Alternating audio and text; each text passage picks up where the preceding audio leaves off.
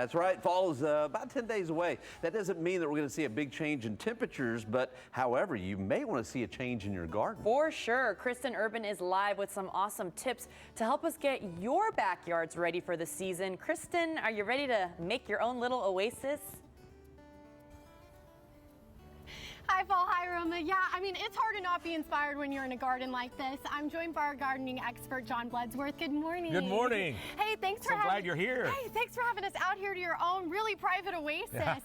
Now, John, I'm so curious. First, we talked about our summer gardens, but fall is here. But your plants may have survived, some of them, through these scorching temperatures. What's your advice for people who are transitioning their summer plants to fall? Well, you know, we do have a lot of plants that transition very well because we're here in South Texas. So in the January, February, that's when you have to worry. But right now, I mean, look, it's a beautiful day, and here we are in September. So the thing to do with some of your plants right now is just prune them, deadhead them, get them ready for fall.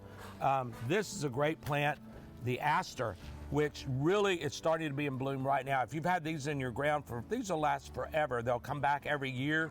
These asters are actually called fall aster, and you may have some deadhead on it, some things that are starting to come. So you just kind of like little pinch. You just pinch some of the ones that so you're not even grabbing shears or anything. You're just doing like a little pinch. I've never some heard of the ones, some of the ones that have already bloomed out are not there. You just kind of pinch them off, and you'll have this beautiful fall display. Other things that you have like this is actually this was from last Christmas. This was a little Christmas tree. Aww. And I made it into a topiary, but it's getting a little leggy, so it should be more like a round ball. So we have our different tools here. You know, even if you don't have fancy garden tools, kitchen scissors work just fine. I love that. This is one I prefer though, so I'm gonna let you give this one a little haircut. Now, how about that? Why do you prefer this one? Is it a little bit sharper, or is it like, what does this help with? A little bit sharper. You know, you've got this handle that you can rest your finger on. These are great. These are in a lot of the garden shops. Just a lot of gardening stores. Yeah. Now, when it comes to finding your tools, is that your biggest recommendation, to maybe go to a gardening store or maybe online? And you know, always a garden store is a good place for tools, and also there too, they're garden experts, so they'll recommend the tool for the job. You know, there's plenty of other places you can go for them, but I always like to go to my neighborhood garden store. Shades of Green is where I love to go, actually, and they're so helpful. But there's garden stores all over the city that they'll help you out. Very neat. Yeah. So the difference with what we're doing here is this: we're kind of shaping it. Now the other one, we were getting rid of parts of the plant that had died. Exactly. So this one is helping with the life of the plant. This one's helping with the shape of the plant. Yeah, and you know, you can be aggressive.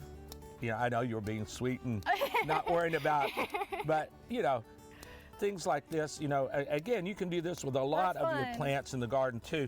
It's just get them more ready for fall, get them a little bit better looking. That's fun. Now that we know what to do with our summer plants that have survived, when it comes to fall colors and bringing in some plants that do better in the fall, you've actually brought in a couple of plants already in your garden. Can we check some of those out? Let's go look at them. Awesome. Come on. And as we're walking over there, John, just tell me, what inspired you to create a garden like this?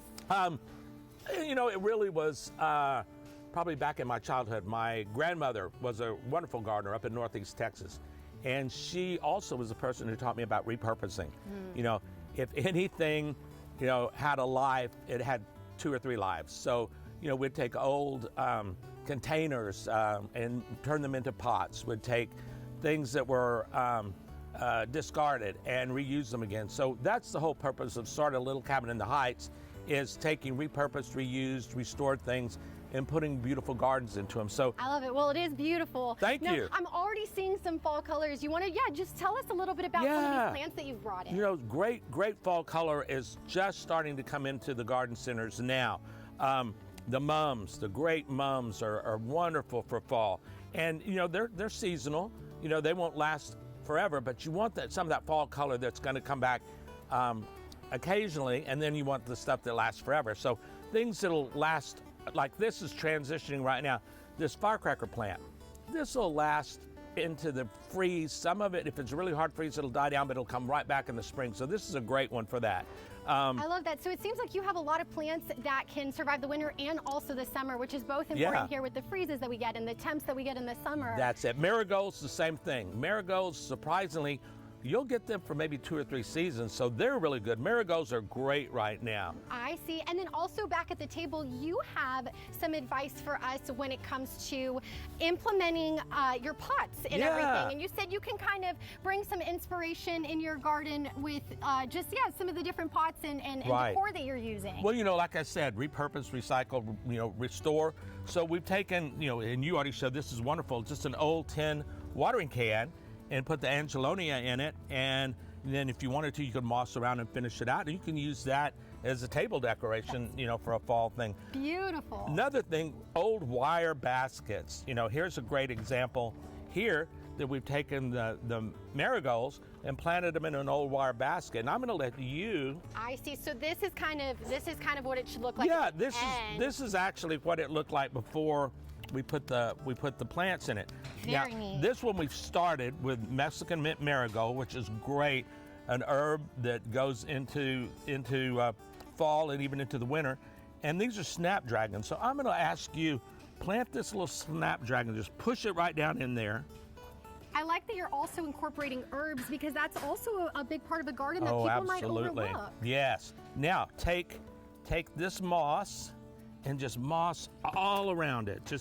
You're just going to push it down into the dirt. Very nice. This is 2 things. It makes your piece look more attractive, and it keeps the moisture into your plant. So what you've done now is create out of an old wire basket something that really is good looking and will take you into fall. This could be on an outdoor patio. You could bring this in for an indoor party if you want, and then when you finish, transfer it out to your garden. That's beautiful. John, I can't say thank you enough for your time today. I know people are going to want to figure out more. Where can they find you? I am on Instagram under Little Cabin in the Heights.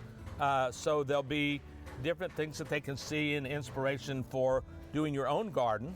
I'm also at, I have a little pop-up shop at Armadillo and More on Blanco, where they can find some of these items, some of the old containers, some of the restored pieces that they can take home and actually create their own garden out of restored and repurposed items. John, this is awesome. I know people at home are probably inspired and definitely going to want to check this out. Thank you so much again. Oh, it was a pleasure. Paul, Roma, I don't know about you, but I'm ready to get my hands dirty. Definitely. Yeah. Paul, I'm ready to go in that little cabin in the Heights, Kristen, that's behind you.